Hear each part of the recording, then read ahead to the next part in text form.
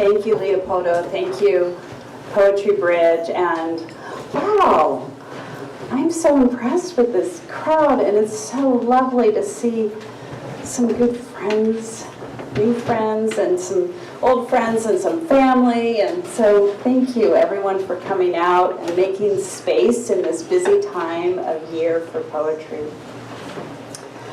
I'm going to read new work tonight, which means stuff that I've produced in the last 6 months.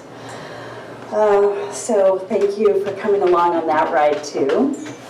And a few of you have helped craft these poems, so I am very appreciative of your time and effort in making these poems as good as they could be. So I just learned tonight that the park, when you are at Alki, you go up California, is called Hamilton Park.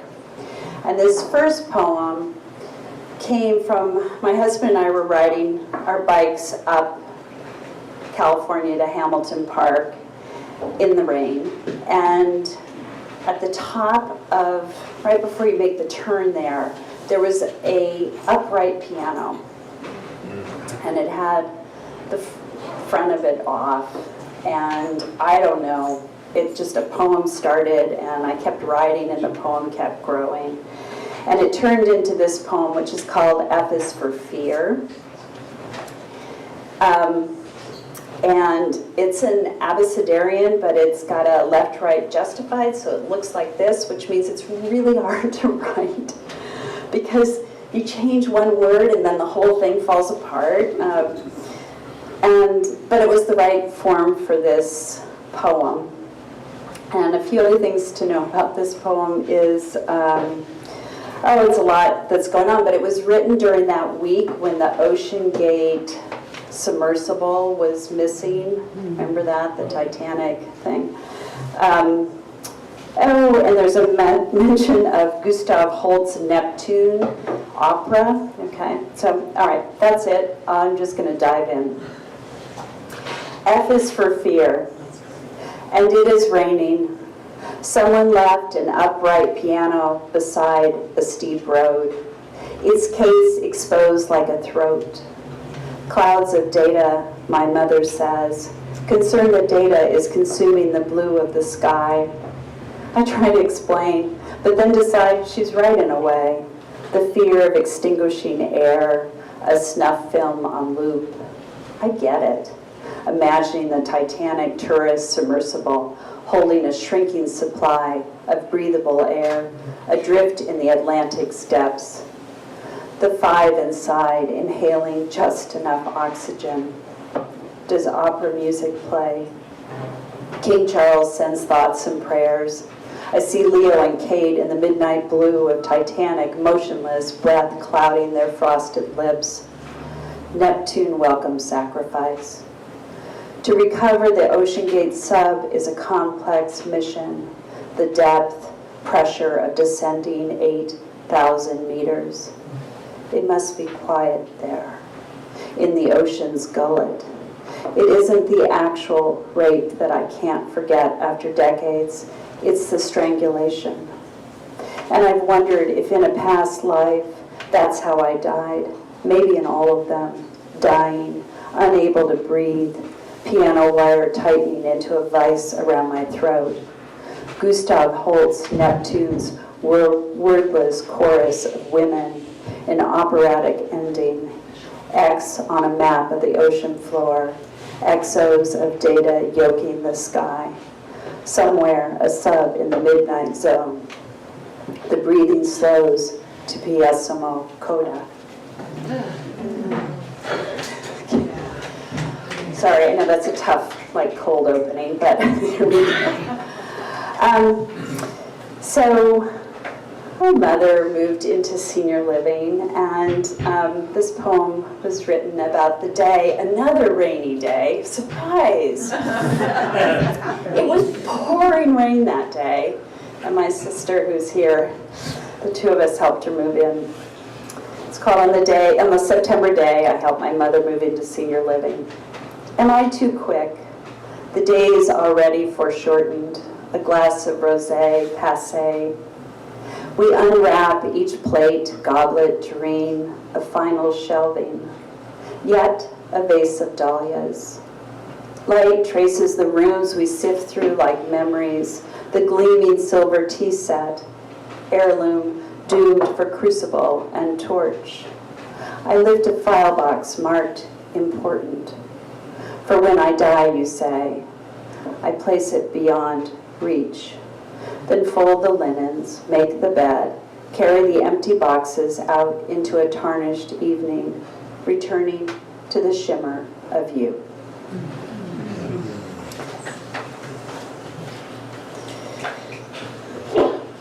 Speaking of light, this poem's called Visible Light. You have bought the wrong light bulbs again. Too bright this time. This time you brought the receipt, but first you travel the well-lit aisle of lighting fixtures. There's a notice about a band on fluorescence, which reminds you of Ben's offer to take a bioluminescence paddle in the Salish Sea. You want that. To glide out into the wash of light, stars and sea bedazzled.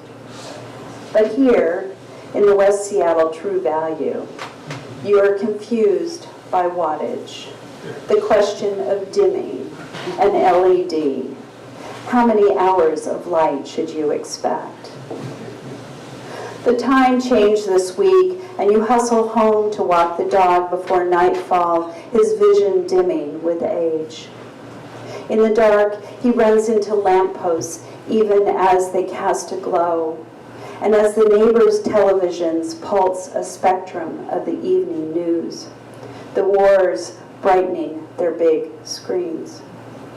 You can see into their living rooms in a way you never do during the long summer evenings, when you wave to one another, stop to chat about the weather. Walking the dog in the gloaming, you feel an unexpected tenderness for your neighbors, a desire to enter their darkened rooms and sit beside them, watching the televised world. Maybe you would be silent together, or perhaps someone would turn on a light, offer a glass of wine. You want that to be a reason for light.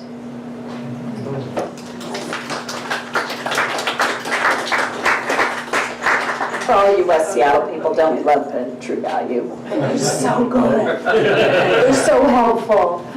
Particularly someone like me who buys the wrong bulbs over and over and over again.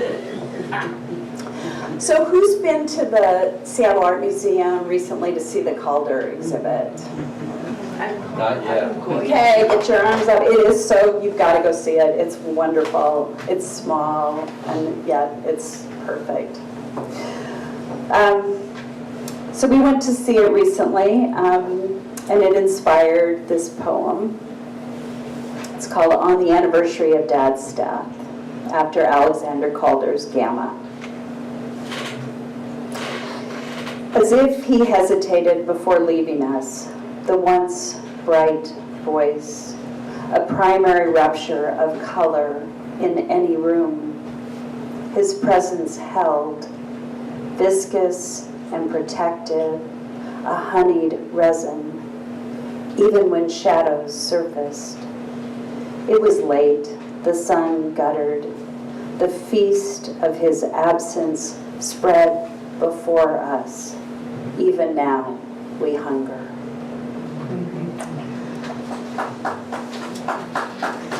Thank you. Thank you. Okay, this next poem is really raw. It's called In the Atmospheric River. I don't know about any of you, but it rained a lot last week. So these are fall poems, and there was a theme here. Yeah, it rained last week, and it rained into our basement.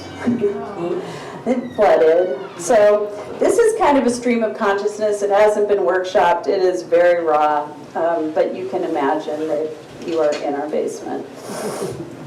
in the atmospheric river.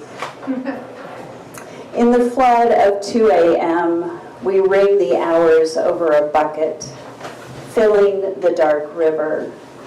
The river occurring like a dream, the kind you wake from and return to.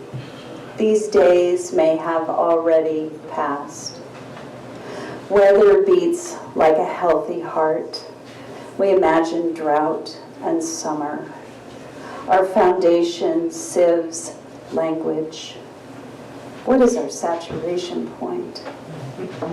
We bail into the king tides. Memory is a brain tick. And then again, the rain like an Ouroboros as we sink to our knees, steeped, until we are drunk at the river's cavernous mouth. We slip into earth's hold, its cellar dank with penance. Can anyone hear us? Yeah, it's getting better. And today was sunny, and yesterday was sunny. Before I read my final poem, which is a long poem, I want to say what a delight it is and to share this stage with Burgess and my dear Sigrun, Susan, Lane. And thank you again for your warm welcome of my poems. So this poem is called Lookout, and it was written beginning of September, I think. I was driving up to Bellingham, and I was listening to an interview with Jory Graham, and it was a really tough interview to listen to. So it inspired this poem, and I started writing it kind of in my head, as I do. And then I very quickly went to page. And then, actually that's kind of ironic because I was driving to see my sister Paige, but I went to the Page, even though it was at the Page's house. Okay, I'm distracting here. But, and then I got home and I kept writing, and because I realized that I wasn't done, that this poem needed to keep going, and it needed to be in conversation with T.S. Eliot's 4 quartets.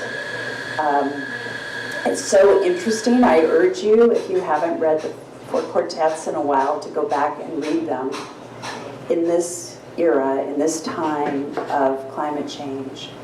I know he was talking about other things, but it's so eerie. So what I did is, this poem is in 4 sections. Each section is literally in conversation with one of the sections of the quartets and has some of his lines and language within. But they follow, my sequence is different than his. Okay, that's probably all you need to know. Lookout. 1. Just before Marysville, along the eastern shoulder of I-5, a rusted, dying leaf landscape from a brush fire. I'm listening to a poet talk about refining fires, the way Eliot thought about them. Purifying cauldron, the torching of our dross, all those sins. It's been the hottest summer on earth. A warehouse, Harley dealership, a 24-hour fitness, all untouched by the fire.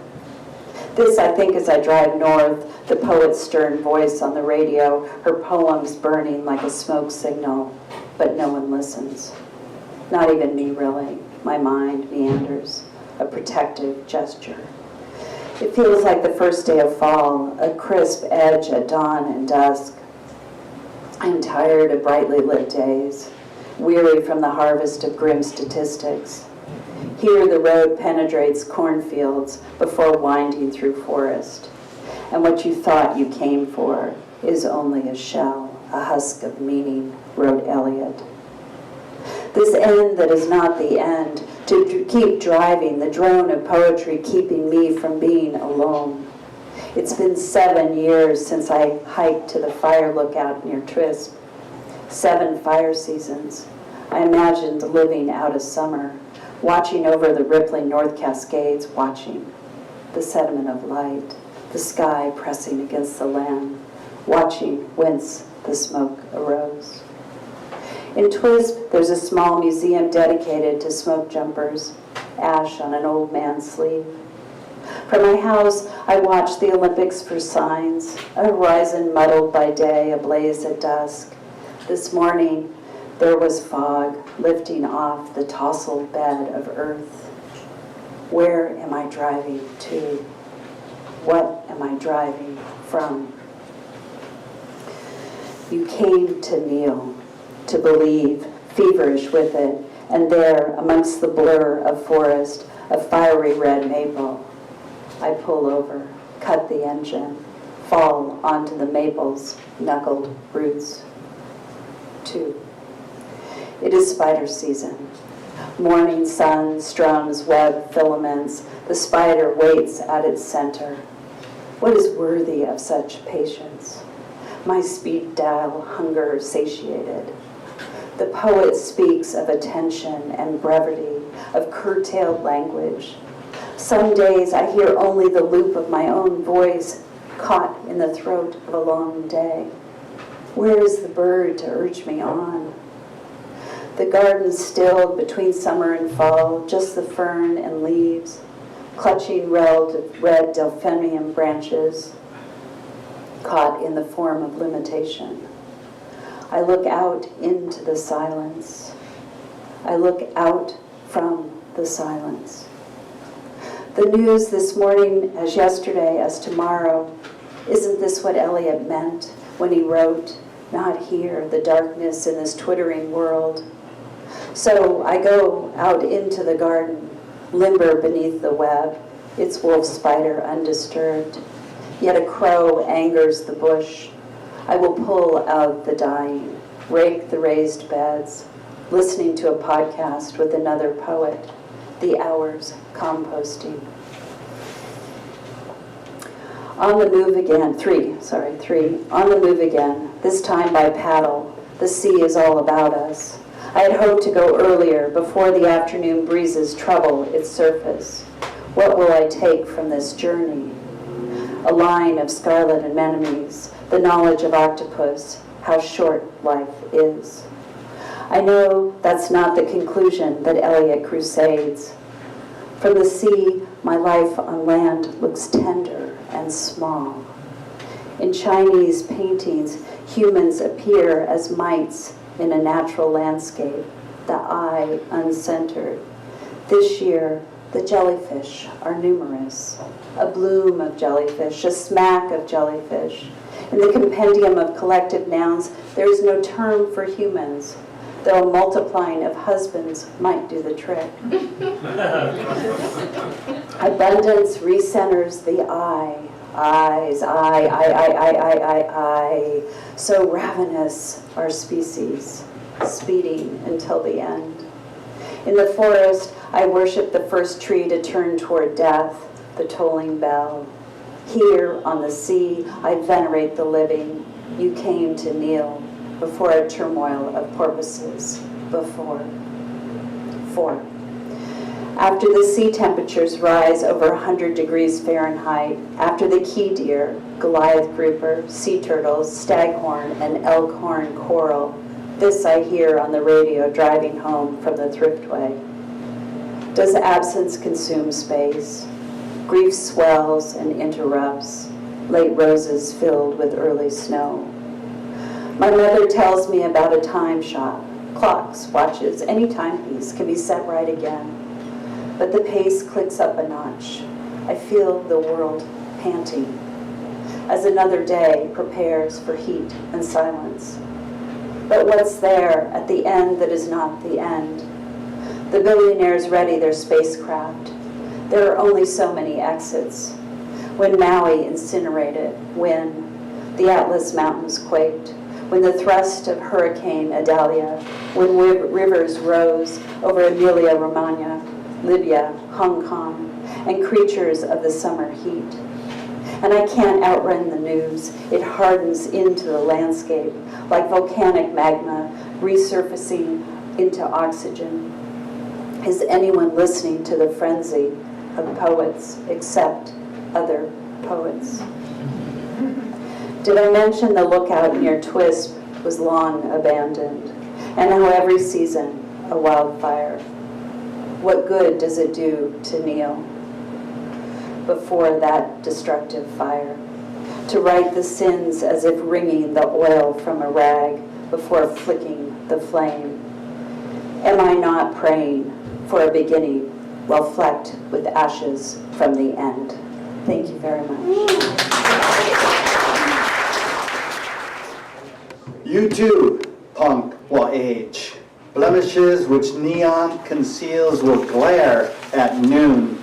Like stares a man in heels gets, just try to hide desires dragged out midday.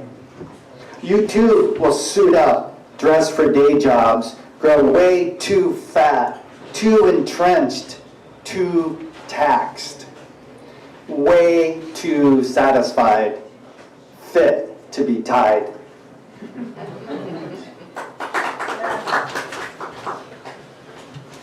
For the record, we are like that car I walked by, parked on Thomas Street. Its back seat and passenger side crammed with papers, books, magazines, newspapers, and atop this heap of memory scrap pile waits a 2.5 gallon can of gasoline.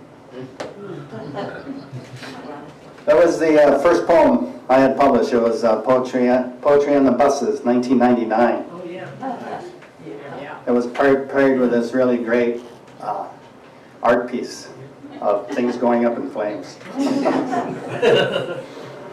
Upon reading Bukowski, maybe it's because I've been reading Bukowski lately, but I reek of gasoline.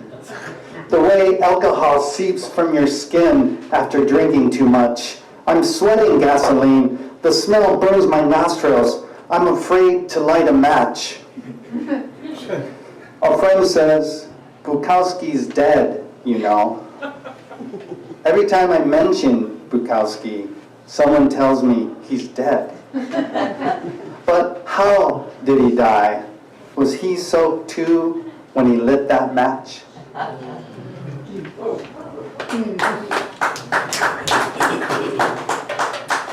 Really excited and proud that Ravenna Press collected all 100 of my punk poems. They were published starting in 2005, and with poems that date back to about 99. So it's about 25 years of writing that got collected, and she also added poems that weren't published in a book, but were published like with Poets West or King County Art. So I'm here with Punk Poems Complete tonight.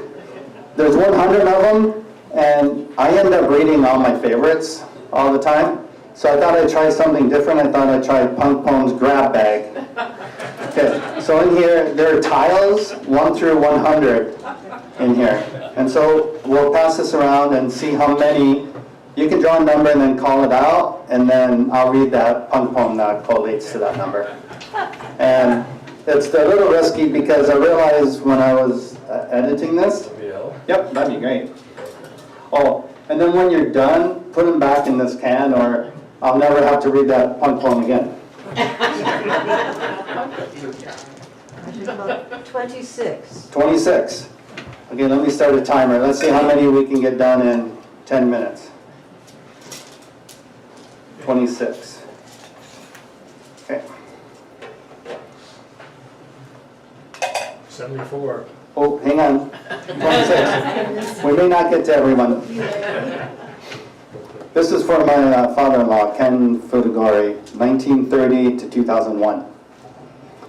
There's that damned bird again. It's crazy. Hoot-de-hoot. It knows I'm in earshot.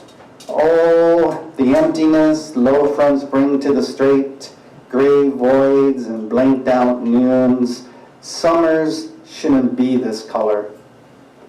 I'm standing in the driveway, ready to go, when through the cedars, that loon. Okay, another one? 7-4. 74.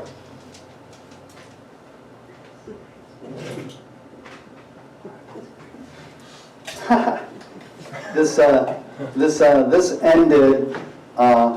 ended, punk poems continued, so this ended the second batch. Flap, flap, flap, flap, flap, flap, flap, flap, flap. Okay, that's one I never read aloud.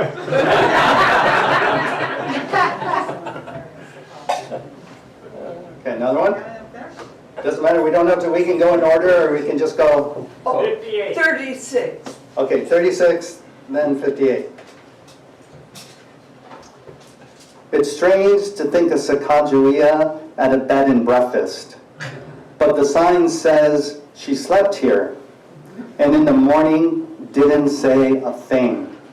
Used sign language to order toast and coffee before she hit the trail. Okay, 58, I heard. This is a dream. Bearskin, edges of sinew and membrane. He stepped into the hind legs, pulled broad fur hump onto his back, covered his face with fitted skull. His arms filled its front legs. He crouched on all fours and ran off. 49. 49.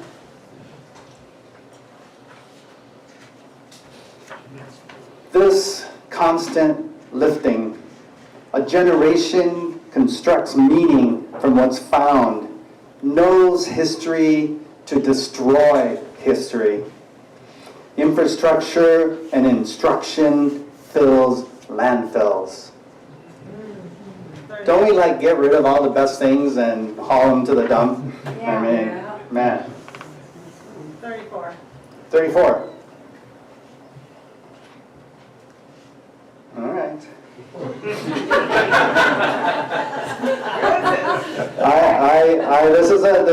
This is really working tonight. This is the second poem I've never read aloud. Beneath maples, not yet leafed, he points and pisses. Flash of sun, a golden arc, darkens bark in widening streaks, stains winter grasses with his mark. Number one? Wow. That's a lucky draw. You should buy a lotto ticket tonight.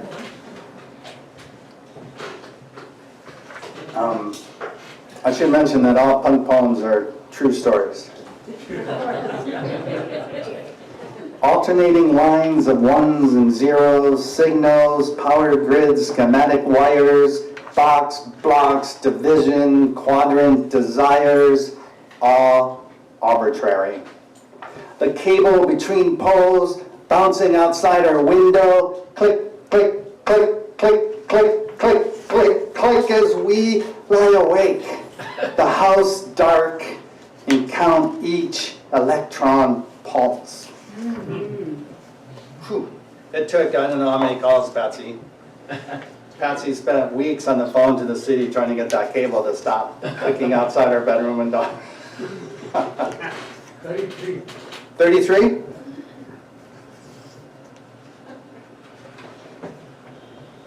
Huh. Okay, related to the pissing on the tree.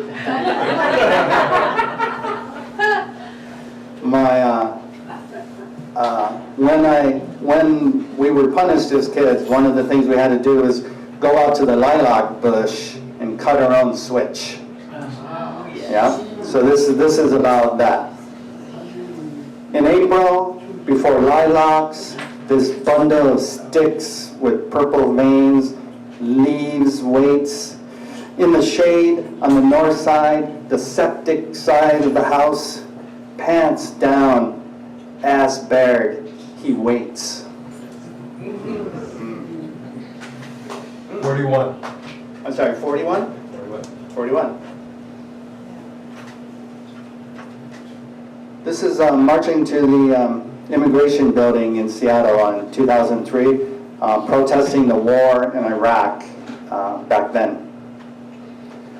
The river cuts a new channel through bog, undermines floods Fifth and Pike, a wash of slogans and graffiti, changes the edges, assembles a new core, footholds too tentative to build on, the city shifting on its banks. 77. 77? I heard, and then I heard something with a 2. Follow up with 22, maybe. And then 22? Okay, 77.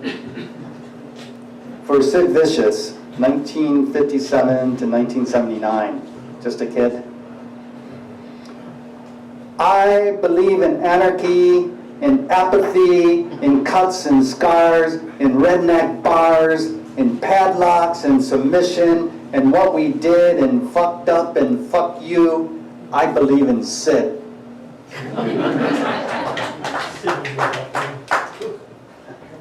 22.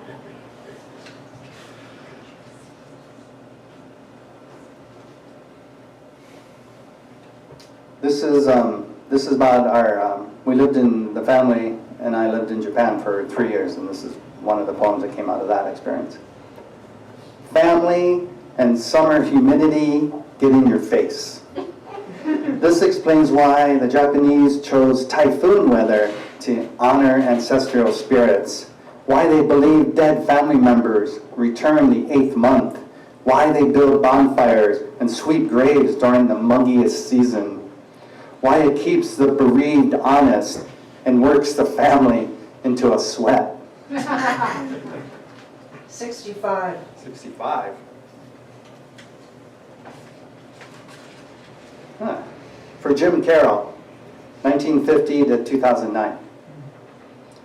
Pure as skyscrapers of Manhattan, high heels on Times Square, condoms drifting in East River, a midtown god on the nod, punk clouds. 94. Ooh, getting up there.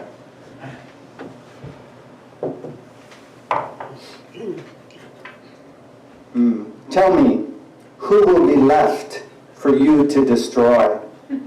Our bunkers bombed, our flesh assaulted. We who remain as fugitives. Soon there will be none of us left, says this punk poet. Wow, relevant to what's going on daily in the Middle East. So 31. 31.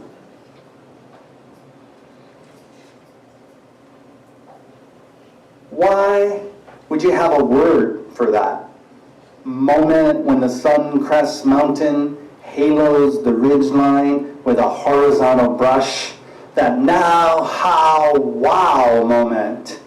How disappointing to some enlightenment in one word. When it extends beyond, when in a moment covers much more than that. 20. 20.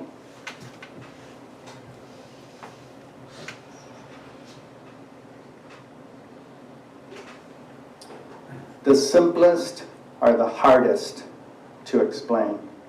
Abstraction only looks easy.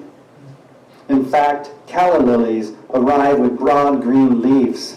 At the center of a still life, their strong, straight stalks unwrap, can only be thought of as cupped and white.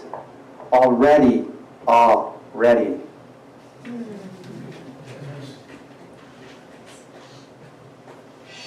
Oh, that was 10 minutes. Did anyone really want to go? Okay, how about one more? 83. 83.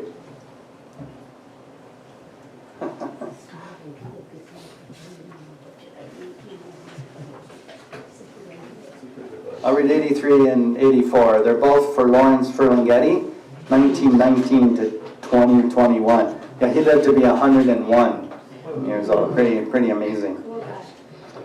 Stood on edge, America's stage, shouted decades, recited from memory what has passed. Looked out on streets, renamed, took direction from old Whitman's beard. To stand 100 plus 1 years, to not yield, to advocate and build, to double down, to occupy war-weary town, to front revolution after revolution after revolution, to spin the karma wheel, to fly off like a crow across sumi-washed sky.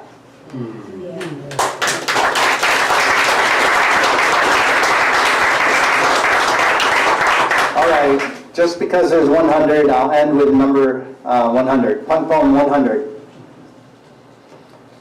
Whoever took my Blondie LPs, please return them. No questions asked. I forgive you. I thought I'd lead off by reading a little bit from Salt. Particularly, I thought I'd start with the Gooey Duck song. Laugh if you will, I am lovely to some, a giant among clams. Have I said I love sand, a little thick mud, a blanket of seaweed keeps seagulls away. I live for the tide, it brings me my life. Oh, sweet salt, I sing through my long rubber hose, a neck, not a nose, a perfect periscope. Although I am blind, I feel the vibrato of rain. One day I will sing basso profundo in a chorus of mollusks and bivalves. We shall sing the great Te Deum in the key of C.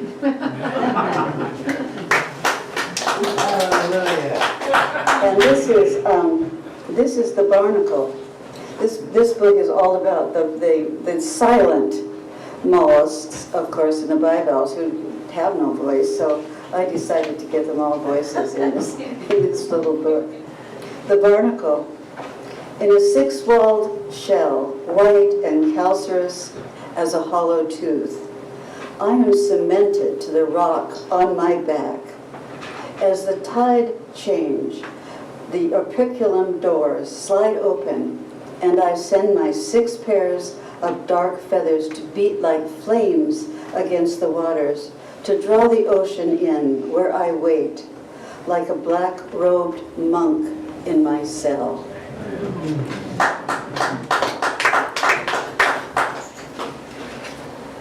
And here's the oysters song. Now, I don't know if you know it, but oysters actually change gender. They begin as males. The smallest oysters are males. And then they go through their lives and they become female as they mature. So the largest oysters in there that you see are female. The oyster song. I sing of the sea, its wash and tickle, of sea wrack and sea worms, surf smelt and seaweed. I sing flute songs in all scales. Once I sang tenor, virile and slim.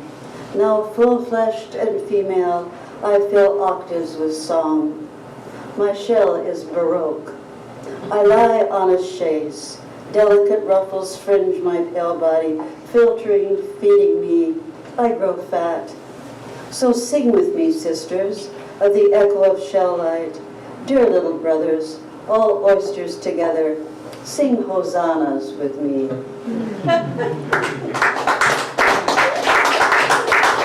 So now I'm going to read a couple of songs, poems about my Icelandic heritage.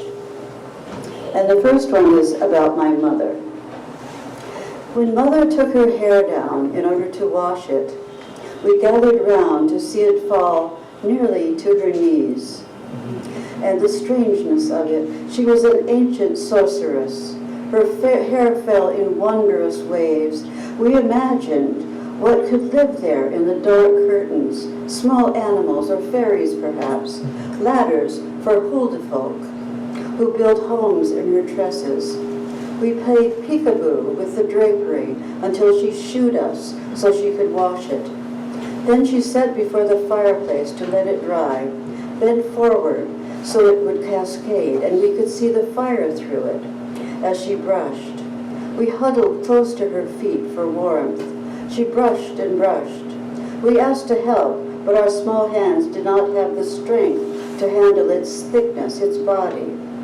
Then she gathered it up and braided in that funny way of hers. She held a strand in her mouth, fixed two thick braids, and wound them round in that style of her Icelandic mother. She looked old-fashioned and regal, like a visitor from a faraway country where nature is cruel and a woman is prized for the hair on her head.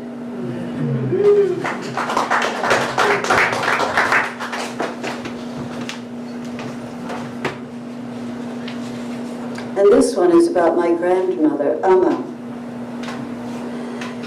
Your hair was gray in a single stubborn braid. When I was 7, you were already old. You took me to the market where you haggled for our dinner. You bought cheap. You took ripe fruit, worn lettuce, and pickled pig's feet. And in the kitchen at Leah's house, we disjointed and gnawed the feet to gristle and bone, then sucked the bones. We ate silver herring slices on your brown rye bread, then paper-thin pannukaka, 4 apiece, sweet and moist. You and Leah, guilty as girls giggling, sipped coffee through hard sugar, talking Icelandic, sounds as savory and nourishing as food.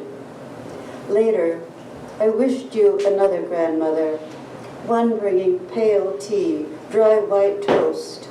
I flinched at your broken-tongued English, your daily immigrant's bargains.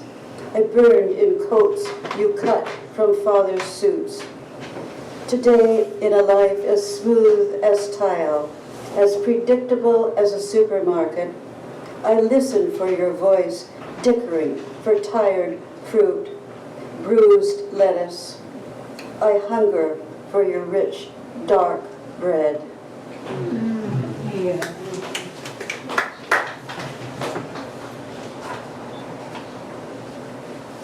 And here's another one about her dark bread. It's called Amma's Brown Bread. All the elements are here, earth, wind, air, and fire. From the oven the loaves come, brick-shaped and heavy. The first slices coated with butter we eat by the warm wood stove, our mouths full of the grain. No talking. We negotiate coarse lumps, grind them with our teeth. We can only chew and chew and chew the dark substance, tasting of earth, rye, wheats, long, golden grasses. Roots burrowed in darkness, soil, and rain. My grandmothers down through generations baked this bread. They taught me this food can save your life. Their hands kneaded the moist dough, loaves for those that drag themselves 1,000 winters across frozen landscapes inside their own bodies. This aching hunger. You will be lonely. This is the hardest bread, but it will keep you alive.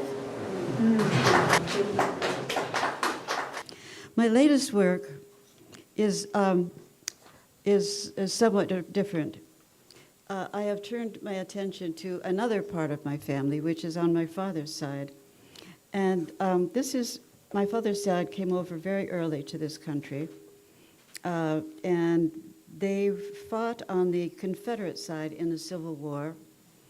And I have been exploring that side of my family. And also, I find that I have a grandmother who is a great-great-great-great-great-grandmother who's Cherokee. And I am now writing about my great-great-grandmother who is half Cherokee. And she managed, after the Civil War, after her husband died, was killed in the Civil War, managed to take the family across the country, after the war, to Oklahoma. So I'm going to tell you I'm going to read a poem to you, a couple of poems. First about Jasper Vardaman Jurgen, who signed up on the Confederate side in 1862. In 1861. This is what happened in 1862. What a soldier needs. This is Jasper Vardaman Jurgen. He was a corporal in the 31st Mississippi Regiment in the infantry. He slips home from the war barefoot over snow and ice on bloody feet. She soaks his feet in warm water and cider vinegar. His skin weeps. The children stare at their father, silenced by the pain they see. He will rest up a few days, let his feet heal, return to his brigade. Now he will eat his wife's cooking, beans and salt pork, cornbread, molasses. He has come home for shoes, knows that Polly will make him a pair. To fight a war, a man needs shoes, better than bugles. Shoes can make a man brave. He prayed for them. Shoes to face those damn Yankee rifles glinting in the sun. Shoes give a man faith to set his feet on a path home, he thought, after a good war is fought and won. Jasper is killed at a battle called at Coffee Run. And so she sets out, as I tell you, she sets out with her cousin. So she does have someone to accompany her. She gets a man to help her. And that cousin is John Holcomb. And this is his story. This is a sonnet. John Holcomb tells his story. And this is 1867. They head out with a caravan of other wagons toward Oklahoma. So this is a persona poem. John Holcomb tells his story. I walked into that war on two legs, walked out on one. Signed up to fight Yankees just as fast as I could. One of their cannons blew my leg off near Richmond. Got a peg leg now. Now I walk on wood. I'm off for Indian country with Polly Holcomb. I can handle them oxen, and I'm good with a gun. We're cousins on her father's side. She asked me to come. I've lost my family, my farm. I'm done. Under Reconstruction, I can't even vote. We've got federal troops waving Old Glory and coming down here to gloat. I'll take my chances in Indian territory. I get along with Indians. They always treated me well. Damn Lincoln, may he rot in hell. That's John Holcomb. And so Polly goes down to decorate, to find Jasper's grave. This is all based on fact. I know this because I've got the family records. She goes down to Memphis. She goes down to a place called Grenada, which is where his grave is, and she finds his grave and decorates his grave, and then goes to Memphis, which is where they're going to set out to cross the Mississippi River. The road to Memphis, spring 1867. They throng the sides of the rutted road, shadow-dressed women walking, some leading a horse, a cow, all covered with fine Tennessee dust. A black woman, her white hair bound in a kerchief, travels south. She's looking for her daughter, sold away as a baby. She swore someday she'd find her. Black men in ragged Union uniforms walk single file. They head south to claim the land they worked, land they figured they bought with their own blood. A woman in widow's weeds, her hat askew, searches for her dead husband, lost somewhere in the Battle of Richmond. A man missing a leg stumbles by on crutches with a woman carrying a sleeping child, ready to head west into the new territories. Drifters and thieves follow the wagons west, everyone going somewhere, tired legs taking them into a new life. Their eyes burn through the grit. She tries not to see their hunger, drives the wagon through the crowd. And here she is. This is Exodus, spring 1867. Oxen lead into the wait. Wheels turn in the morning light. The children walk beside the wagon, too bumpy and rough to ride. She wishes she could leave her grief behind her with the grave, but she carries it the way she carried the babes, below her heart. I am my own freight, she thinks, too heavy to be borne. She watches the children play beside the wagon, that they don't stray from her sight. In Memphis, they will join a wagon train heading to Indian Territory. There they will cross the Mississippi. She's glad to be in motion, following footprints, wheel ruts of others moving on from this broken country. By nightfall, they will make camp. She is bone-tired, stone-tired. A blessing, she thinks, how the body blanks. And for my last poem, I'm going to read you a poem for the solstice, which is fast approaching, December 21st. I think the time is 7:54. We'll have the beginning of really our new year. Winter solstice. This is brand new, this poem, brand new. And Heidi knows this poem because I think she offered me some very good advice on this poem, and I took it. Okay. The queen's asleep in the hive. Drowsy bees gather in winter cluster. White oaks loosen their startled leaves. Even the weeds stop singing. How heavy the clouds, like battleships sailing over, dragging rain from the south. Only the gulls fancy this shifty wind. The ground turns penitent. Worms hide in their tunnels. Teeming roots reach deep, opening the earth before the quickening. The night is ravenous. Was there ever a better time to love this world?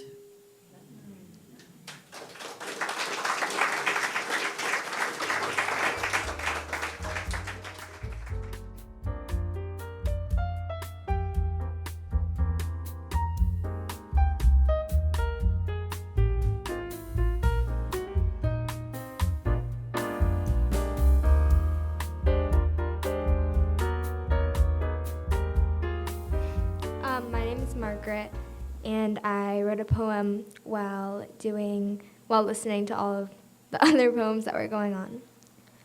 A name of a princess, a name of a city girl, Margaret. A girl with an upside-down smile and big dreams ahead. A girl who lost her father and still kept going. A girl with a hope of forgiveness. A girl with straight A's, but still people who cross the street look at me obnoxiously, as I'm some sort of object, some sort of toy, but I'm not. I'm a writer, an activist, with a grandma who taught me respect for others, including myself. My mother always told me, clean up your room, or they're just jealous. Those words stuck with me like that one girl who can't leave your side even if you are melting in a fire. But I still never clean up that mess I made. Teachers tell me, good job, but what if I didn't do a good job? I'm not a saint nor a sinner. I'm Margaret Isabel Lane, a proud stander who kept going. I'm not 3 out of 8 billion. I'm one. One with myself and one with others. Nobody can ever be your greatest talent, and my talent has already finished. Some of you may know me. I've taught art here for about 7 years. And I have cards in the back, and I've done murals for a living. But now I have a trimmer, and I've decided to hang it up as far as painting. And people worry about me, but I say no, because I love writing poetry and I have 47 years of journal and drawings. So I'm fine. All right. I'm also a gardener, a crazy gardener. This is my first one, Odd Gardens. Can you hear me? Okay. A lady I know plants all of her trees upside down. Her austere nature prefers skeletal roots, how the tips appear to crook their fingers, beckon her to come closer. Another woman scatters plastic flowers, hot pink and turquoise, like vitamins in her planter, supplements for her real petunias. My best friend's garden is a deliberate system disguised as a riot of leggy perennials and matted wildflowers. In late summer, she places a sign, "I have gone to Cancun," on her apartment door and crawls inside her garden for a month. She brings a ball of twine to tie together the stems of certain plants in particular bunches. 3 semicircular clumps of variegated dahlias gathered by their chin form the arch of her front porch. 11 tomatoes planted in a circle are tied at their tops, with Gothic windows of bound gladioli to make her chapel for the arts. Nasturtiums are crocheted into tents for her kitchen and bedroom. Papyrus shelters her bath. All August, she peers at the world through a curtain of petals and bees, while neighbors monitor songs wafting out of her zinnias, mud sculptures heaving up through her hollyhocks, and the furtive morning delivery of pornography to her calendulas.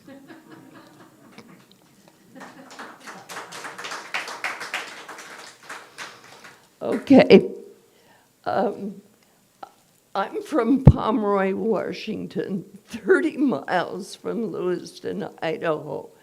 But I joined Peace Corps, went to the Philippines for 16 years, lived in Taiwan for 2 years, was an artist in residence in Japan and Korea.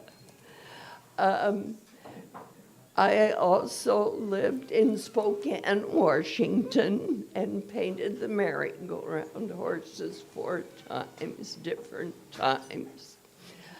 I lived in Georgia, and that's when I started working with a group of critique people who worked with the Georgia Review editor who had come down from Athens.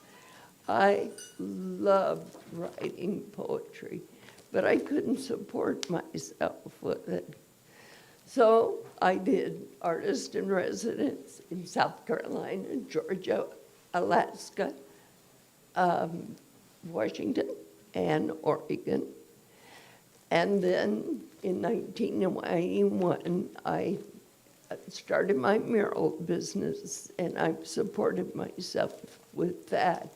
But now I can't, and it's okay. I'm not going to starve, all right? Anyhow, when I was in Manila, I saw a wonderful procession of the virgins of prominent families. They were statues as tall as I am, with very ornate dresses and wonderful things, and they processed through from the ancient cathedral in the walled city, which was made in 1517, a while ago. And I saw it at twilight. And since I'm a painter, my work is so tied with my images, I thought I'd pass this around so you could take a look. Procession of Virgins. The street of blue twilight receives God's mothers on their thrones of silver. Manila's virgins among the sweating men who host the saints before the shadowy processions of murmuring women. Ave Maria de Santa Rosa, the Virgin of San Paulo, O Queen of Sorrows from Binondo, you and your sisters show pale faces like the tilted eye of God, ivory ovals and radiance of crinkled hair and diadems. Consider then my hometown church, my childhood Mary, bland and sweet, the patron saint of varnished pews, her face a pretty blank. She stretches her arms above plastic flowers and smiles on farmers and their wives, on mothers with their babies crying in the back. But your Spanish brilliance creates a retinue of comets in the dark. Your generators surge, electric candles urge across Moray, across your goitered neck, and snag on jeweled ears, the lace at breast and cuff. Your light slaps facets on the sweating walls, spins glamour out of filthy ground, and clothes with gold the ragged beggars squatting by canals. Your flurry scatters glitter in the night on broken streets where daylight finds just garbage, circling dogs, and fetid water filled with trash. That's it? Yeah, I pulled these poems out a couple of days ago, and the one I wanted to read, and I started thinking about them. Like, wait a minute, I said, these are summer poems. Maybe I should get something a little more seasonal. And then I thought, if it's summer and you're sitting out drinking a margarita on the beach, who needs a summer poem? What you need a summer poem is in the winter. Yeah. So we'll go ahead with these. The first is called the Rio Arambudo. That refers to a place a little south of Taos, New Mexico, where you can pull off and there's sort of a sandy area and you can swim in the Rio Grande. And I think of this poem as one that got away. I started writing it and put it away for a day or two. It came back, and every day it came back, I was in a different mood. And when I finished it, I looked at it and I said, what did I do? This is not what I intended at all. And so I just hid it away. And then at some point I said, this is what the poem wanted to be. And so I should just respect that and not try to judge it and let other people judge it. So this is the Rio Arambudo. Your story, again. I didn't listen. Laid out till it bled. I wasn't there. We went down to the Rio. Chill waters rushed by, calling out for a plunge. You, I. a raft drifted by. It was summer and dry, and the rains would not come, and the river was cold, and a raft drifted by, yellow and red, and I wasn't hearing the words that you said. Splashing with laughter, a raft drifted by, and the sun was burning a hole in the sky. If you have an interpretation, let me know afterwards. I still don't know what it was about. This next poem I was going to call Happy Place. I thought, you can't call a poem Happy Place. I mean, it really is fourth grade. No, so I changed the name to Secaviel, which may be a dumb name too, but it's so obscure that nobody can decide if it's dumb or not. So this is Secaviel, and yes, I do have a happy place. That mental theater where I dim the lights and replay a favorite moment. And it's not the winning basket, because I didn't hit any, or the best of award, no, not me, but the simple summer pleasure of lying on a raft in a lake. Not just any raft in any lake, but a raft at Camp Red Cloud on Lake Champlain, where I'm 14, and camp rules mandate swimming every day, hot or not, and probably not because we're in upstate New York, so close to Canada, lights out, transistor radios, bring in Secaviel, FM Verdun, bringing Monsieur Elvis Presley. So cool as Canadian air chilling the summer waters. We swim and haul ourselves up onto the float, and I press my shivering teenage body hard against the planks to get out of the wind, feel the sun on my back, and now I wonder, why recall that moment? I was 14, bony, awkward misfit. Maybe that was it. The contrast, the sun, its comforting touch. I was just talking to my brother. He was a Red Cloud camper a few years after, recalling the row of red cabins, the shaly shore, skipping rocks toward Vermont. I told him my happy place after a chilly swim, pressing low in the sun on the camp float. And he gave me a funny look, and he said, Camp Red Cloud didn't have a float. Hello. Thanks. It's been great. It's been a great night. I'm enjoying this. Thank you for everyone. Heidi, amazing as always. And I have an embarrassing story about Heidi that I can't tell right now, but it's about me, but not Heidi. It's about me interacting with Heidi. But, and this isn't what I usually do. I'm not that person, but I've been working all day, and this is what we got, is my laptop and poetry. I host a poetry reading on Fridays, first Friday of the month at Miller Center, Community Center. And I'm mentioning this because I'm leaving for New York and they need a new poetry host. So let me know if you might be interested in that. Okay, so this is my grandson. And I'm showing you, that's my grandson, Horatio. That's my granddaughter, Wilhelmina. That's my daughter, Asia, my son-in-law, Hugh. And I point this out because, you know, they're white, except my daughter, of course. But I was doing this thing that I was saying, you know, as a black son, and my daughter says, Mom, how many times do I have to tell you this? He's white. So I wrote this poem called 1/5 Black. People think my grandson is white. I get how they could believe that with his white skin and blonde hair and blue eyes. I'm a person of numbers. I would never claim to be a math whiz. I struggled through every math class I was in, but I know numbers, like how 59% of black women have attended college, but only 24% have a bachelor's degree or higher. Like how black maternal mortality rate is twice that of white women, or how 27% of people killed by the police in this country are black.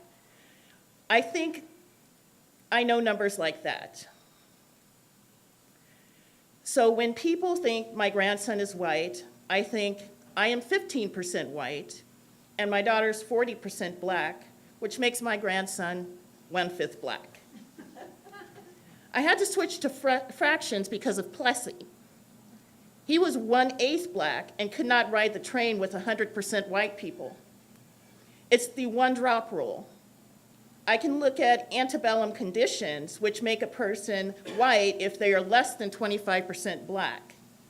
I guess looking at numbers and inducive legal arguments, that would make my grandson white, I think. But here's the thing. He has my face, the face that is also my mother's face and my grandmother's face and my great-grandmother's face. This face has seen a lot of racism. This face survived polio in the South, picked cotton, had a teaching certificate labeled certified for black students only, could not eat in white restaurants, fought for integration, faced racial profiling, was called a nigger in the 4th grade, in junior high, high school, and college. This face has been followed by the police, handcuffed by the police, and beaten by the police. This face was born in Nigeria and came over on slave ships and marched the Trail of Tears. That is something that cannot be erased by eye color or white skin. Black rests in his bones. And I hope he remembers that when he dances to the Nigerian music my daughter plays for him, when he eats my gumbo and biscuits, when he catches his first catfish in Louisiana. I hope he remembers when he sees his people struggling every day for equality. I hope he stands up and says, "You are my brother, and I will stand with you." And I hope he stands strong. I hope he remembers that he carries the face of his mother, his grandmother, his great-grandmother. I hope he remembers he carries black in his blood, and I hope it brings him pride. Thank you. I think I have time for one more, even though I kind of, and this one's, and kind of goes along with that. It's called Staring Across the Atlantic, because someone mentioned Cherokee, so I pulled this up. My people were born underwater in the hulls of slave ships. My people were pulled from farms in Nigeria, from trade ships along the Nile River, from rainforests of Cameroon. My people were tossed in cages with people who didn't speak their language, but we learned to speak a new tongue from the end of the whip's lash. We learned the mood of the ocean. We learned to read the stars through knotholes and sing songs in tune with the waves. That's when we became American.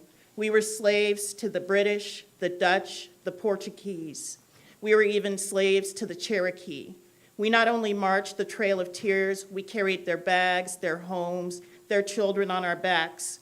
We have fought in every single war since the American Revolution. We are not America, but we are American. As the years passed, we forgot the Baka, the Nok, the Hyksos, but in our songs, our jazz, our blues, we can hear their ghosts. That is why we are Africa, but not African. We are cultural orphans, grasping for the hem of our mother's dress. Thank you. Great pleasure to be here. Okay, I'm going to do 2 poems. There was a time last summer when it seemed everybody I knew was in Italy at the same time. So I wrote a poem about it. I call it, All My Friends and Family Have Gone to Italy. Swam in the grottos off Capri today. So much fun. Dined at a glorious trattoria in Amalfi. Calamari magnifici. So texts my sister.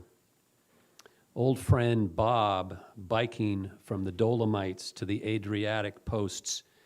Henceforth, I shall eat only San Marzano tomatoes grown in Campania. From a yoga camp in Montalparo, JD shares a pic of himself rocking a lilac tank top and mottled Rafiki leggings. My daughter luxuriating in Tuscany with her new husband, writes, "Dad, the real Italy begins and ends in the Chianti groves and vineyards of San Gimignano.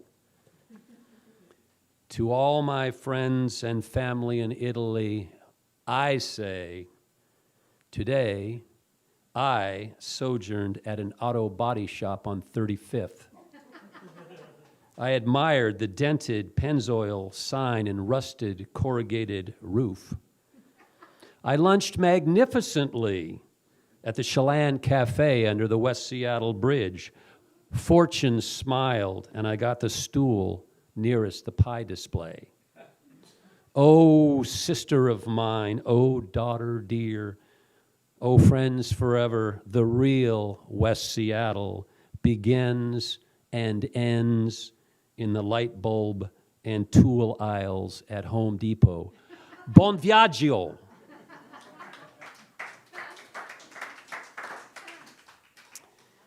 I love dogs. I don't have one, but for many, many decades I did, and several years ago this time of year we lost our dog, and I was thinking about this and wrote this poem, Dogless. This will be the last one I'll do.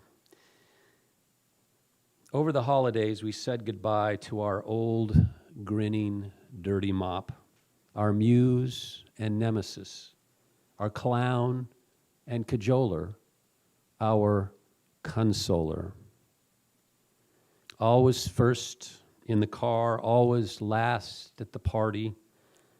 For the first time in 27 years, I'm dogless. Hallelujah! Break out the champagne. No more shit to scoop. No more vet bills. One ingested 3-inch troll doll, $2,800. No more dark December rain trickling down my spine. No more loose stools and fountaining bladders. No more, all done. Praise the Lord and pass the peanut butter. Oh, how you jostled me, nudge by nefarious nudge, to the precipitous hinterlands of my beloved bed. Clove between ecstasy and me, you third-wheel interloper. Nowadays, I stroll Lincoln Park as if the lateral supports in my shoes have given out. So intertwined am I with your wag and waggle, your fluffy catch-your-mitt ears, your tongue-lapping hail fellow ambassadorship, so intertwined that without you charging ahead, my knuckles clenched to your leash, my right shoulder ached forward of my left. Without you, people we've known for years walk right by. Here in our old park, I am invisible. Today, when I reach the point by the swimming pool where the sun glares bright off the sound, where on good days we'd see sea lions cavort and eagles plunge, in a trick of light, I saw your shadow again, hitched to mine, together where we belong. Thank you. Thanks so much, and thanks for all that have gone before. Hoping my battery lasts. If it doesn't, I'll have to read something else, but this is a very short prose poem, and that's all I'm going to do. Desert Eclipse came out earlier this year in Eco Theo Collective. I've seen a few, but that one scared me. The way the clouds moved across it, I thought the moon was going to fall from the sky. And didn't it fly down close one time, inside out and angry, perch over there on that cliff like it wanted to talk? Not like a woman might want to talk. Uh-oh. I had the feeling it was looking for something or someone, like in the old days, Maybe the people living here were used to it, knew what to say, or had some music it liked. I'd never seen this canyon in light like that, silver and red. These walls razored bright, then going liquid, like they might slide away beneath the river again. The cedars and the pinyons ready to lie down like the dinosaurs under the next wave of rock. Oh yes, I would have fed it anything it asked for. Hogs and goats, peaches, wine, the horses. Instead, I fell asleep, an old lady. When I awoke, the moon was a she again, full-faced and radiant, seated on a stone throne and draped in a robe of white feathers. Somewhere, I know, virgins died for that. Thank you. Thank you. Thank you. Thank the venue. Just going to do one. It's from a book that will come out next year named My Heart Is Not Asleep on Moonpath Press. Still knowing sleep will not come again, though the windows of my bedroom remain black and blank, I draw my body from the warmth where you are not, still not, always not, and leave the lights off. Let my fingers find yesterday's clothes at the foot of the vast vacant bed. Socks, jeans, t-shirt, sweater, and slip on the shoes next to the nightstand, then feel my way along to the kitchen table where just enough skylight falls to reveal the charcoal jacket hung dry on the back of a bentwood chair, and push my arms into it and open the door to the breath of just barely light fog, tiny droplets touching so lightly as to feel almost imaginary as I close the kitchen door behind and step into the silence of calm wind, fog. A couple scuffs of steps whisper on concrete before the crunch of gravel underfoot, before the soft path under fir trees where fog drops land, tick and tap upon late winter maple leaves. Through the white noise of the dark fog, barred owl says, "Good night, night," as raven chuckles his good matins to anyone beneath the reticent cedars. Cormorants grunt awake across the cove.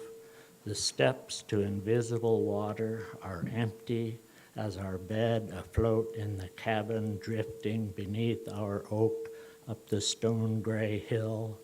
As unseen, a heron complains and goes, startles my heart, which whispers once again, I was looking for you. Okay. I have one poem, and I'm also the featured poet on Saturday night at Suga Gallery. So if you want more, come to Suga. All right. This is called, Hey You, Get Out of My iCloud. I have a personal poltergeist who erased my iCloud calendar. All past and present appointments gone. All birthdays blown away. Only Hindu, Muslim, Jewish, and Christian, including Catholic saints, holidays remain on my pewter, like dark moguls in a Matterhorn ski run. It is 5:30 in the morning. No Apple West Coast technical support is available until 6 a.m. I wanted to be the first caller, so I checked the web and requested a call. I was put through to Nick in Orlando, Florida. I see you have opted to share your screen with Apple, he said. I share my scream with you. I am desperate. Please tell me I am not dead. My whole life on my iPad, my iPhone, my laptop is gone. Last night I was planning an event for 2024 and accidentally scrolled to 2040. Maybe iCloud thought she's probably dead. So Nick tried his best, but not good enough. At 7:30 in the morning, I was sent to Adam on level 2. Adam at Apple. The game was getting interesting. Your backup has 20,000 entries. We have to figure out how to get them back. Adam seemed to enjoy sharing this. 20,000? I have been hacked by an internet hoarder. I am curious, so I gave permission of Adam and Apple Engineering to access anything that had a password. They said it would take all day. Why can't I go to the server farm and harvest my own stuff? I've been an Apple customer since before you were born. Sorry, only Apple can retrieve your data. Adam continued, I will send you a temporary password. Great. I can't remember why I ran up 2 flights of steps to get something out of the guest room. Now I can't remember why I'm there. Now a temporary password that's lowercase, uppercase, and numerical with no hope of word association. Why have a password protection for every internet spot I visit if my iCloud gave up my stuff without a fight? I am now in the 5th dimension, or worse. Perhaps I am Citizen Zero in my own version of Kafka's The Trial. Someday, today, some of my life is back. Double. 2 entries for each event, birthday or appointment. iCloud removed all Hindu, Muslim, Jewish, and Christian holidays, including the Catholic saints. iCloud must have determined I'm now too busy for holidays. So many other entries. That's it. Okay. I usually do some crazy stuff, but I got a couple of little ones, and one for you, John. I just had this poem accepted for publishing in the Big Muddy annual print issue. That's the South Missouri University Press. So you got to start somewhere. Might as well start. I don't know anything about it, but I think I've heard it's pretty good. So they like this one. It's called Unraveling. Some years before the divorce, my wife asked me to try on the sleeve of a sweater she was knitting. She shimmied up the arm and turned it round, spotting some error in the stitch, as she would do. In a wink, she pulled it off and began to unravel the former sleeve until it lay on the floor like a fabric tongue. As always, I was appalled at the speed and violence of this rending. I would beg her, please, can't you do something? And eager to get it over with, apparently without anger or remorse, she finished the unraveling so she could begin anew. And now to love. For you. I am so full of you this morning, my heart overflows as if from a warm spring, slowly fills the cup in my chest, rises up, uncontainable, streams from my eyes as tears, warm, salty, sweet, down my cheeks into my open lips, breathless. It runs over my outstretched palm, spills out onto the counter, gathers in a growing pool over the edge, runs mindlessly down the cabinet, onto the polished floor, tips the room, creeps out the window, gushes out to the cobbled streets below, searching for tomorrow.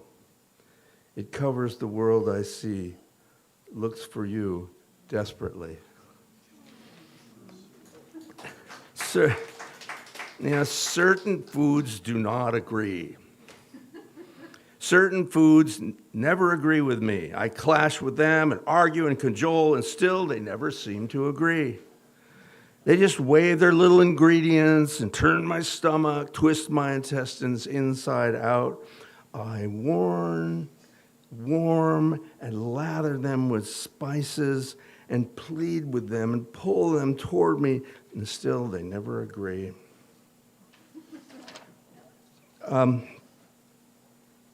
This is my punk poem, and I brought the instrument of destruction. Raj?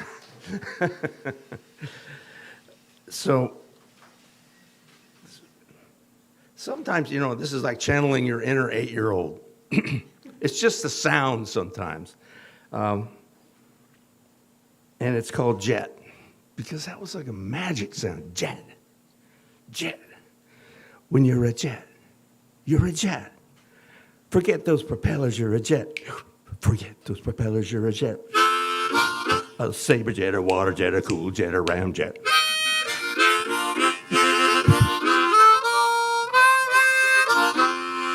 Jet stream, jet black. A jump jet, Joan jet, down jet, up jet, jetway, jetpack, Honda jet. Piper jet, jet fuel. Jet noise. Jet about, got a jet to the store. To the store, to the vet. Got a jet. Forget those propellers, you're a jet. Forget those propellers, you're a jet. You're a saber jet, a water jet, a cool jet, a jam jet. Forget those propellers, you're a jet. A jet. Okay, hi everybody.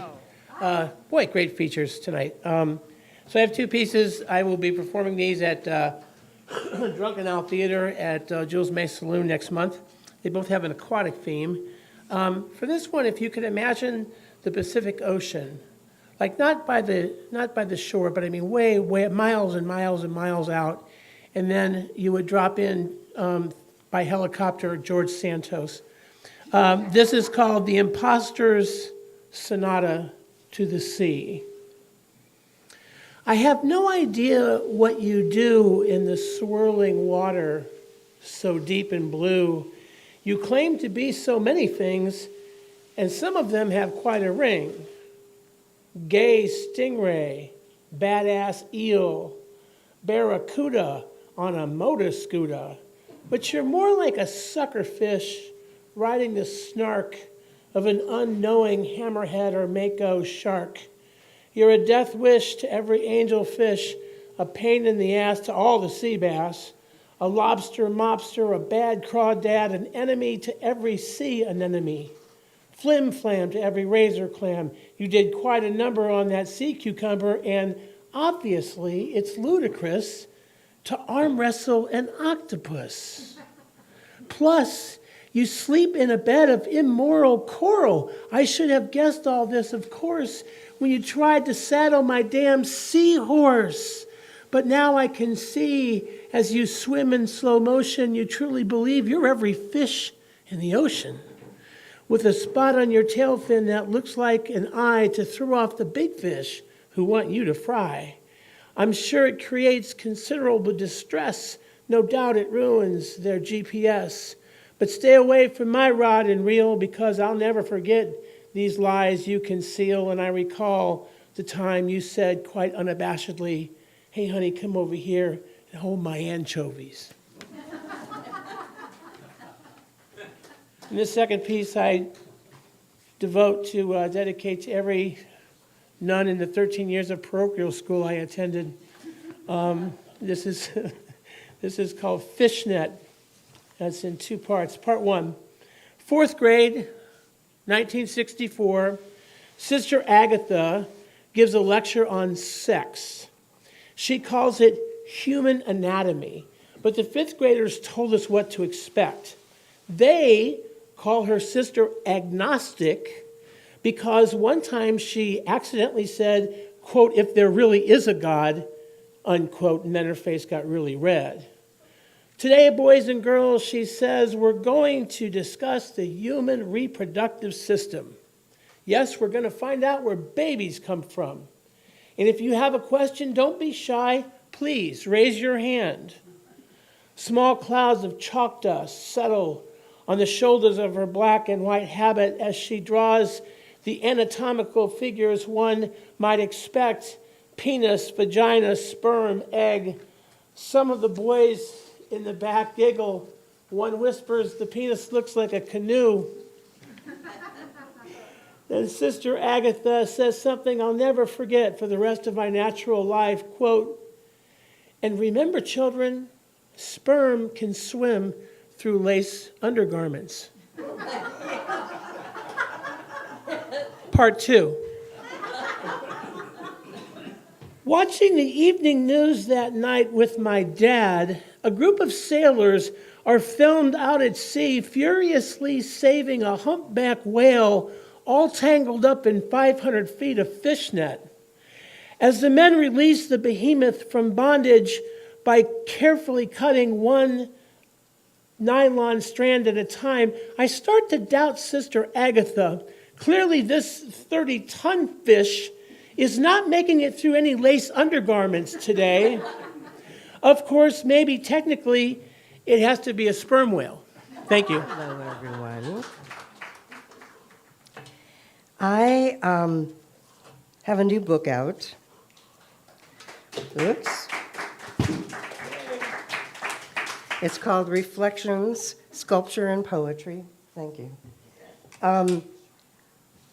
It's a collaboration with a sculptor who sent me pictures of his sculptures, from which I chose ones I wanted to write about, and I wrote poems about each of the sculptures. So there are 40 poems and 40 sculptures.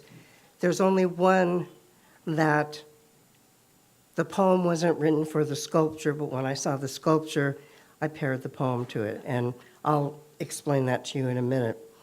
So this has been an amazing project, and I'm actually out of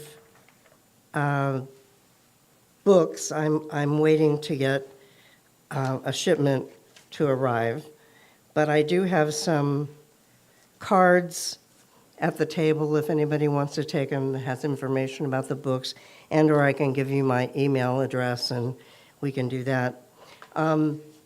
This is what the book looks like. Oops, sorry. Every spread has a poem and a sculpture. So this is the first piece in the book called Joyful Imagination. There is no hiding the force of goodness, the strength of connection, the timeless understanding of what is and what may be.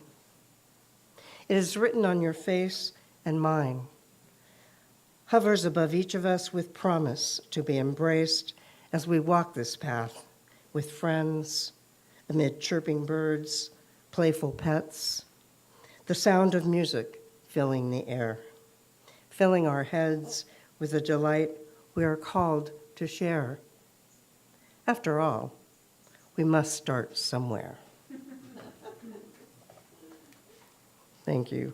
And ironically, I'm going to read you the last piece in the book. And this is a piece I was referring to that I had already written the poem about. Hang on. Well, maybe it's not the last piece in the book. I have the wrong page here. Sorry.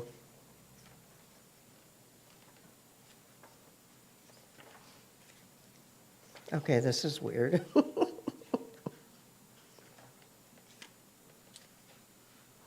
All right, let me look something up. I'm sorry, I know I knew where this was, but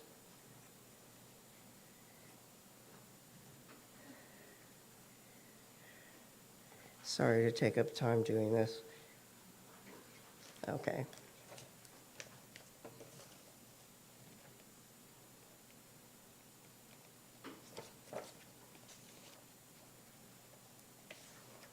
Okay, so the poem I wrote after my mother passed away. And the images that are in the poem come from this flight I was on, traveling to Oregon to see her for her last days. And this is the sculpture. When I saw it, I thought it has to go with this poem. And of this, as I said, this is the only poem that wasn't written for the sculpture. The sculpture is called Reborn in Starlight. The poem is called Sundown. Flying above the clouds, watching sundown, more striking than any I've seen, and I know it's you, making your way toward your last day, and me, not ready to say goodbye. Brilliant skies splashed with the deepest orange against blue and gray. How can I say what is needed?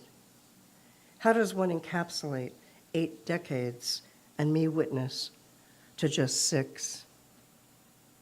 The mixture of sorrow and grace, a new face given old beliefs, searching for peace, an unknown road, a final link from brilliance to darkness, or perhaps for you, darkness to brilliance. Maybe tops, okay? Thank you. First piece, both, it's a little Christmas set. Thoreau would have been proud of you guys tonight. A lot of botany and mollusks. And this is called Hopeful. Salmon are still coming home, though nothing like the numbers I saw as a child in the 70s. Here they were digging their reds, digging into the shallow, gravel to lay their eggs. It was a pristine corner of the Pacific Northwest, West Bremerton, Chico Creek.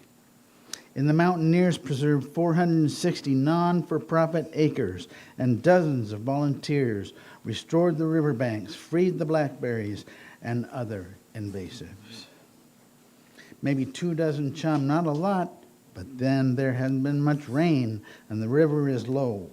But come they must, and come they do, returning to their birthplace amid the fir trees and sword ferns and mushrooms, the occasional maple. An encouraging sight I'm privileged to see on this chilly November day in this miraculous, unspoiled place. I felt something like hopeful for the first time in a long time, like Christmas when I was small.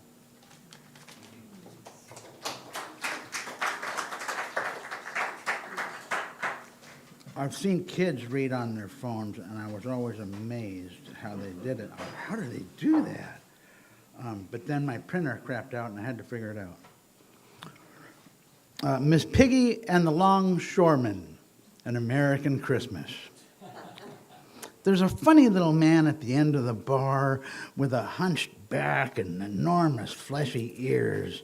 His skin is all swollen like his alcoholic nose, and his eyes are absolutely magical. Don't you just want to touch him? This is going to be a problem when it times out. What the fuck? Don't you want to just touch him? The waitress says. He's like a puppy, and she is beaming, excited, and full of love.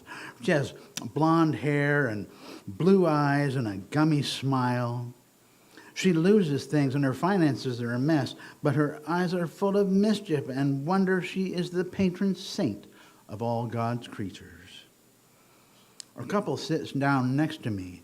They are 50 and white and bitter. It smells like cheeseburgers and fish and chips.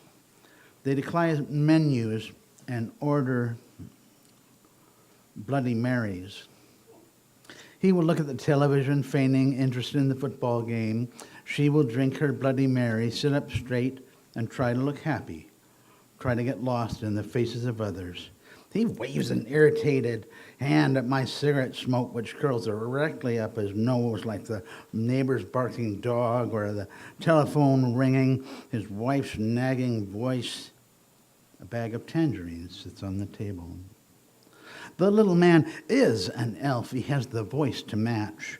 He clutches his Budweiser like a staff. His eyes shoot out giggles in every direction. This is where Miss Piggy and the longshoremen meet. Here in the market, above the bay, amidst lunatics and old men dying, young couples and money lunching or meeting over a Sill Point appointment, and ferry boats and grain ships and sea lions playing, the sound of people and dishes, of cocktails and broken bottles. Miss Piggy and the longshoremen usually meet on Saturdays. She'll show up first, have a couple of drinks, wait for his arrival. He'll show up and pay the tab. The longshoreman is a big man, pink as a baby with mallets for hands. Miss Piggy smokes long, skinny cigarettes and wears makeup like a televangelist. They talk quietly for the most part, or not at all, and together they get quite drunk until Miss Piggy's eye makeup runs. The longshoreman is her sugar daddy or her second cousin. Nobody really knows. The manager is pushing 40 on the verge of a nervous breakdown. Her eyes are terrified. Her complexion is French fries and chocolate pudding, and her stomach doesn't hide it. She works too much, sometimes 10, 12 hours, only 8 on the clock. The rest is compulsory, needs to be done. She doesn't really like this time of year, so she has strung garland and lights along every window, putting poinsettias on every table, and in every nook and cranny, a styrofoam reindeer, glittering covered bells and plastic holly. She obsesses over drink specials and does her best to keep happy. And bad Christmas music plays on a Muzak loop. Tashan makes hats when she's not waiting tables. Her black eyes are always somewhere else, pawing through the fabrics. Her mind's fingers buried deep in plush leopard patterned velvet. Deb, now she drinks too much. She hugs the old man, the years of beers and bourbon on their lecherous breath. She absorbs their sorrow and gets through her shift. The waitress who brings my coffee, who bubbles, "He wiggled his ears! I'd heard he could do it!" The waitress with the ponytail and the gummy smile is the girl I'll marry. Post-story, postscript, postscript. And the Saints are taking a beating from the Packers, and Annie is happy. Later we'll go to Christmas parties, then go home to our animals, our falling stars, and our giant wooden bed. Burqa. In Afghanistan, the ruling Taliban have restricted individual liberty. A beard shall adorn every man. Women, beardless, draped must be. In public, a woman accompanied by a man must be. A lone woman needs must hire a hand to market wend. Women may not attend or teach at any university. Past 6th grade, girls may not school attend. Shrouded in a burqa, a bride is often just a child. To the heartless parents, she is a prize heifer to be sold. In a hunger-starved land, one mouth less to feed. Their coin toss landed head upward. The bride price custom is prohibited in the Quran. The child in her new, strange home is raped. Domestic rape is condoned by the Taliban. The adolescent endures the trauma of motherhood. The American Taliban banned abortion. They banned books, distorted history. Their blinkered followers defy the Constitution, deny election results, subvert our democracy. Hello. I do not do this often, and I promise I'll keep it pretty short. But I wrote this poem. My grandmother recently passed away, and I'll be reading it at her funeral this weekend. And I figured you guys would be a good audience to get some practice in. So here it is. We race up the steps into the yellow house. No coincidence, a ray of sunshine. Grandma's house. A luscious garden and a game of bocce. A playground of curiosity. Grandma's house. Seafood pasta and pesto buns. She showed us that the kitchen was fun. Grandma's house. Full of art and laughter, learning and love. And of course, Ralph, my grandpa, from the good Lord above. Grandma's house. She taught us a lot about patience, and she taught us to be kind. And all the chaos to never mind. Grandma's house. Looking back on my childhood, she was there for it all. Soccer games and talent shows, winter, spring, summer, and fall. She taught us that a grandmother's love is priceless, something you just can't buy. But she rolled her eyes when the others did try. She was always strong and steady, always a constant. Perhaps her greatest gift of all was simply being present. Grandma's house. Thank you.